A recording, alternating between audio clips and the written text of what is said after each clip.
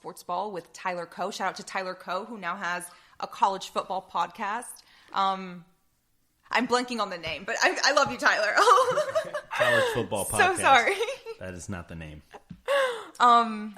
He was really fun to work with because I think he is one of the few people who are more passionate about sports than I am. Yeah. It is really fun working with people who just like Gilbert loves basketball. Yeah. For football, and I'm not saying this to talk shit, like he would openly say this on the show, like I don't watch football in my free time. Like not my favorite sport. Like I could obviously, like he's a competent, capable athlete. He can pick up on the rules, but he doesn't know everything about it as like if it was his favorite sport. Whereas Tyler is kind of like into every single sport and knows every single thing. So it was more of a variety show, and that is what I liked. Okay. We talked about everything. How do you prepare for that kind of show? You watch sports. Obviously, you have to watch the games. You don't have to. That's the thing. Like it was so much fun because that is what I was doing in my free time, and then all of a sudden I was talking about my very cold takes, with a friend who also has equally cold takes, and it was amazing. I never felt like I had to work unless I had to watch an Alabama game. There you go. Yeah. Alabama. Fuck Bama. Damn. Hardcore hate on here. My next guess is actually from there.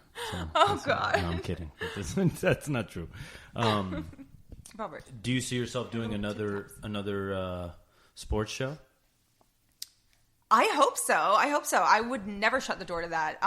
It's just I don't see myself doing any show right now with everything happening in the world. Like I haven't been able to think. I can't bring myself to plan far anymore. I just feel like things are just not going to pan out, not going to work out. You never know what's going to happen with the world. Yeah. Like we just pushed our wedding to 2022. Wow. Preemptively. It was supposed to be this past June? It was supposed to be this past June, and then it was supposed to be next June, and that just didn't feel doable. Yeah. You might as well push it off. I mean, you got each other, and... Fuck that. I got the dress. I lost weight for the dress, and the deposit is non-refundable on the venue. Now you just have to keep losing weight until you know. I just have to keep working out. Just gotta keep working out. Once to twice a day. 2 years. It's all good. 2 years of working out. I can't wait to let myself go. It's like, get ready, Robert. It's coming. Oh, he's seen it. Dress? Yeah. I weighed like 40 pounds more than this time last year. That just doesn't seem like it equals to anything. Like, it doesn't seem like you're huge. Oh, I was a big bitch, though. I looked like a linebacker in high school. Whoa. I was a big bitch. I was go. like 160. Were you on the football team? I should have been. I was bigger than every Since other you like boy. sports, right? You should have been in there. But you could have revolutionized the world out there. Man. I think you need hand-eye coordination. I had the build. I had the stock. I could be out there blocking, but... So, we were talking when I got here about 12 days. Yeah. You were at 12 days this day last year, right? December 7th. What night was that? It was... Oh, I edited around this so it doesn't sound so mean, but it was some Korean chef. What was his name, baby? Okay, it was a 3-star chef from Asia. It was a 3-star chef, and I'm blanking on the name, but the food was fantastic. Do you remember what day it was? It was... Thomas Keller was there. Oh, yeah, Thomas Keller came in. Thomas Keller ate. Okay. Thomas Keller ate. That's the most important thing. He was full. That's awesome. He walked in the room, and you could hear a pin drop. Honestly, it was like palpable. That guy's a straight G, man. Every time he comes in the kitchen, he says hello to every single person in the room. And that's I forget awesome. which way like breath works when he walks into a room. Like I was at the French Laundry in August, and he came up to me and my friends' table, and words did not come out, and all I could get out was, "I loved your new masterclass." That was it, just like that, in like that breaking voice. And he's like, "Oh fuck." It's so humiliating. I do like it though. He takes the time to talk to everyone. Like he does. He's never just like, oh, get out of here. I'm busy. Like he, we did this event one time at the Napa Valley Reserve, and I had made staff meal, and I was like, I was gung ho on making staff meal because I knew that we were doing this event with them, and I was like, I'm gonna cook the best staff meal. Oh my god, what did you make? And I made what was it? Damn it, I'm blanking on the name. Mexican dish, tortillas, filling inside. Taco, baked, burrito, baked, enchilada. Enchilada. Yes. Boom, with the cheese. That's my VIP staff meal right there. Whenever I want to impress, I make that. Oh, but, enchiladas are good. But I remember he came up to me. He's like, "This is so good," and I was like, "Oh my god!" It means the world to me. That is amazing. Yeah, but it's. Do you see that? He signed my menu Oh! the first time I went. Oh, and they I got a framed menu it. on the frame. They got the little pin. I am obsessed with Thomas Keller. All right. Sorry, Robert. It's okay. He's a nice man. So 12 days, you had your meal, and you've gone there the past 3 years. Yeah, Robert was we've gone the last 2 years together, and then Robert was there 3 years ago. Yeah. I was there. Yeah, we cooked a great dinner. It was a good meal. Yeah. And it's been so fun every time we went. We've just gotten to hang out at the table. Yeah, at sure. like the side table, the snack shack. Yeah, exactly. Yeah, the snack shack. That's so cool with Martina and Marie and honestly, all them. Best seat in the house without a seat. For sure, you got Bonjoing there. Yes. Legends. Shout out to Martina. Shout out to Bonjoing. How'd you hear about the restaurant? Restaurant at Meadowood?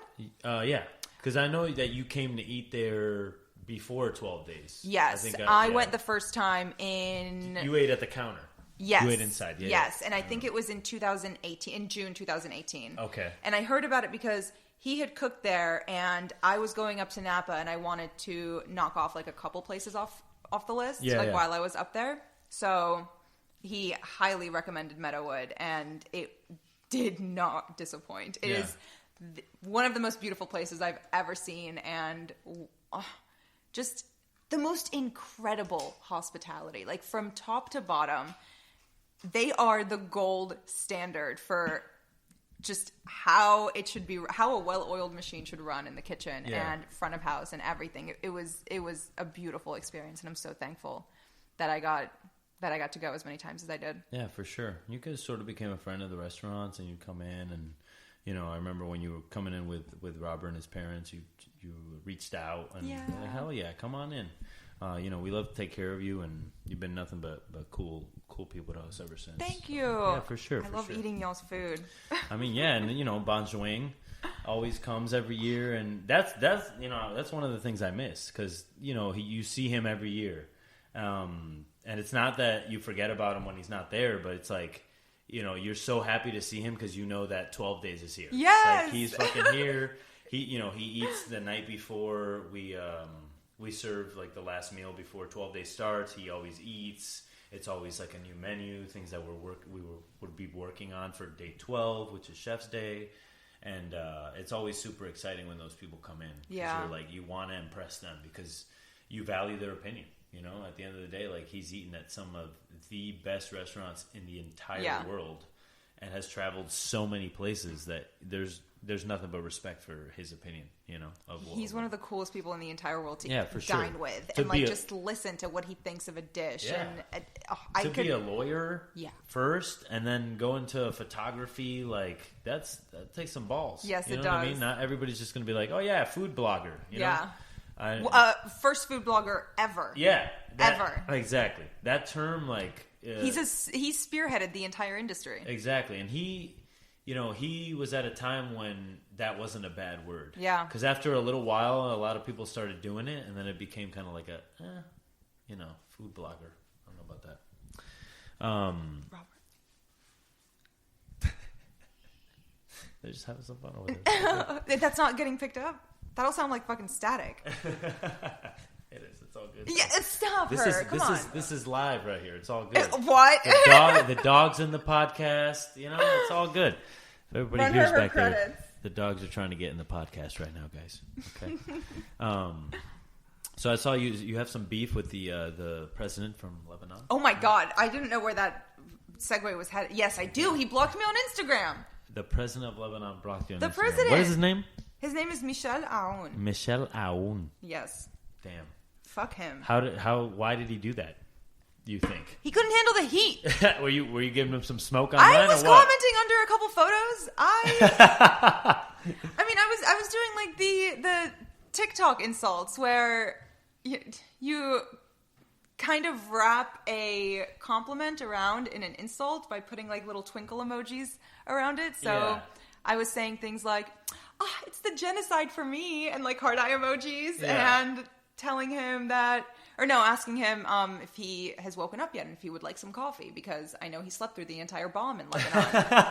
Because he didn't say anything for 14 hours after, and then he just posted a stock photo of the Lebanese flag that he pulled off Google because it was still pixelated. Wow. And that was it. That was all he did. 14 hours later. So fuck him. Fuck him. I'm looking at that mic like it's a camera. Fuck him. You're looking at the mic like it's his face. Fuck him. Michel Aoun from Lebanon. Sucio Talk's on the hit list now. It's all good. Come get me, motherfuckers, all right? Come get me. So what is so you raise money for the Lebanese Red Cross, right? Yeah. And then what other organizations are you working with or raising money for? I raised some funds for the NAACP Legal Defense Fund when the protests and everything were happening in Los Angeles, and honestly, I've just the Lebanese Red Cross for the most part. Yeah. I'm also bookable on Cameo, and all of the money is being donated to the Lebanese Red Cross on there, because they are a little bit tricky to donate to, because they only accept wire transfers and PayPal and a few other things, because they're not directly under the Red Cross umbrella. They're their own separate entity, because the Red Cross doesn't stretch all the way to Lebanon. Really? Mm-hmm. Okay. It's not... It is bad to donate to the Red Cross because not all of the money goes where it should, but the Lebanese Red Cross it's kind of like a McDonald's franchise, how you can just open a McDonald's and that's your McDonald's. Got you. So that is how it's separate. Heard that. Hopefully they're making as much money as McDonald's. God, I hope so. They are doing so much incredible work over there. I hope that they get all the funding that they need, even though it's never enough. Yeah, for sure. So, the bomb went off in Lebanon. Do you know anybody over there? Did you have any personal calls or anything like that? Or were you more like just upset about what's happening with your nation? Oh my God, just the state of the nation. It was devastating. I feel like there was definitely a shift within me after it happened, and kind of a wake-up call to everything that's going on with the revolution and all of the protests that started in October of last year to try and force reform in the government, get all of these corrupt politicians to step down, kind of put Lebanon on a path that isn't religiously influenced and motivated, and just try and salvage what's left of the country. And this just really fueled it into high gear. Like people are tired. I'm tired. I want to have a country to go back to one day and show my kids. I'm sick of this. Have you been back since? No, I haven't been since I was like 16. Wow. Okay. So you left at 8, and did you come back every year? I mean, everyone spends summers in Lebanon. Like, Lebanon is a party country. Like, Beirut is popping when bombs aren't going off. Which is like every other year, but you got to take advantage of it when you can. Yeah, plan your vacation. Have you seen that Anthony Bourdain episode when he gets trapped in Beirut? I have not. What happens there? The airport got bombed and he got trapped in Beirut. Whoa! I missed that one. I was working. Oh my God. King. There's a lot of Anthony Bourdain that I need to watch because I just.